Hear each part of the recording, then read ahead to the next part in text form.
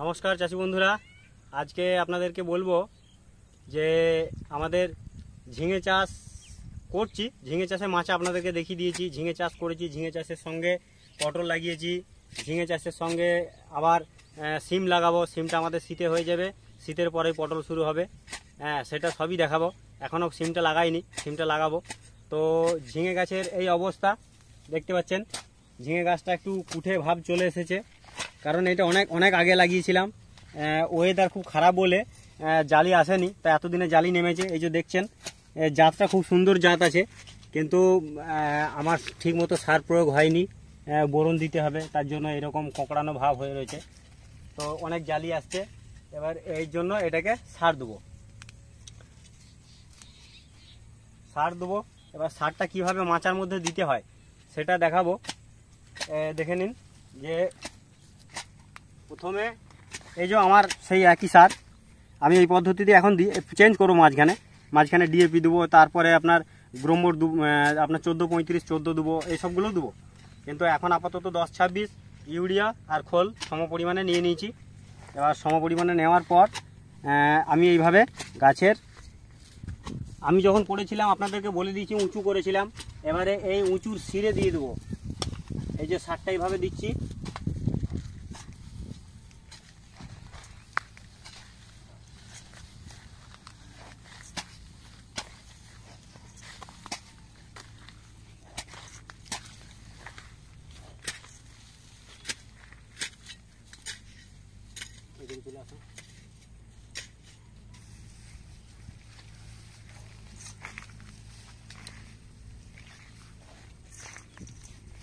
আমাদের গাছ পিছু যেন মোটামুটি 130-140 গ্রাম করে পরে, সেরকম একটা আইডিয়া করে দিতে হবে।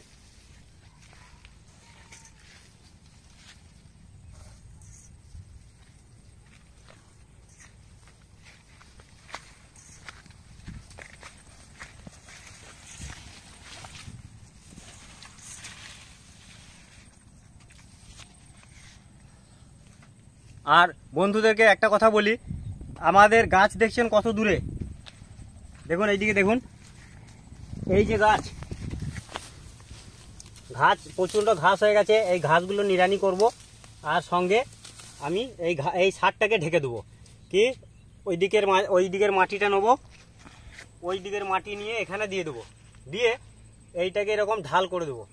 তাহলে আমার জল চলে যাবে ওই দিকে, আর এখানে গোড়ায় জল জমবে না, গাছটা সুস্থ থাকবে। এখন উঁচু করা আছে, এবার এইখানে এই ড্রেনটাতে আমি দিয়ে দেবো, যে মাটি দিয়ে দেবো আর ড্রেনটা ঢাকা হয়ে যাবে, প্লাস ঢাল হয়ে যাবে। আমার গাছ আছে এখানে, সার দিচ্ছি এখানে। আপনারা মনে মনে ভাববেন যে এখান থেকে এখান দেখুন 1 হাত, মানে 1.5 ফুটেরও ওপর। তাহলে এই 1.5 ফুটের ওপর থেকে কি গাছ সার খেতে পারবে? আপনাদেরকে একটা কথা বলি, এই যে জালি আসছে আপনারা দেখতে পাচ্ছেন, তাহলে এই জালি আসার সময় গাছের গ্রোথ হয়ে গেছে, অনেক বড় হয়েছে, প্রচুর শিকড় হয়ে গেছে, চারিদিকে হয়ে গেছে। আপনি যেখানেই সার দেবেন সেখানেই এবার এরা সার নিয়ে নেওয়ার ক্ষমতা হয়ে গেছে। তার আমি একটা আপনাদেরকে জলজান্ত উদাহরণ দেখাচ্ছি। দেখুন এই যে দেখছেন, আমি ওইখানটা দেখালাম না, আপনারা ভাববেন ঘাসের শিকড়, তো ওই জন্য ভাবছি যে ঘাসের শিকড় দেখলে হয়তো মনে মনে ভাববে যে না এটা ঘাসের শিকড়। এই যে দেখা যাচ্ছে না, এইটা কিন্তু আমাদের ঝিঙে গাছের শিকড়। এই দেখুন, ছিঁড়ে দেখিয়ে দিলাম, এইটা ঝিঙে গাছের শিকড়। এই দেখুন লেদা পোকা লেগেছে, এটা ওষুধ দিতে হবে বন্ধুরা। এই লেদা পোকা লেগেছে, এর ওষুধ দিতে হবে।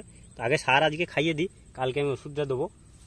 তো এই দেখুন শিকড়, এই দেখুন শিকড়, এইগুলো হচ্ছে ঝিঙে গাছের শিকড়। এই যে শিকড় বেরিয়েছে, এগুলো ঝিঙে গাছের শিকড়। তো এই শিকড়ে আমাদের সমস্ত সার টেনে নেবে।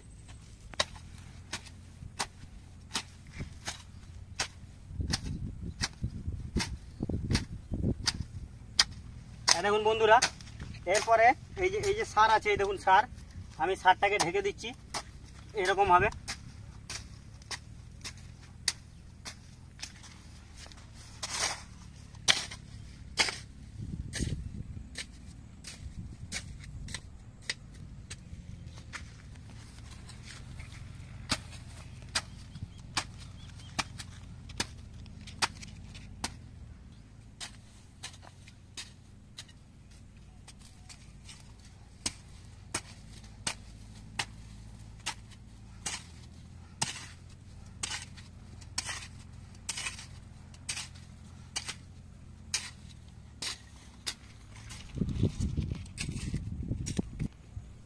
এবার দেখুন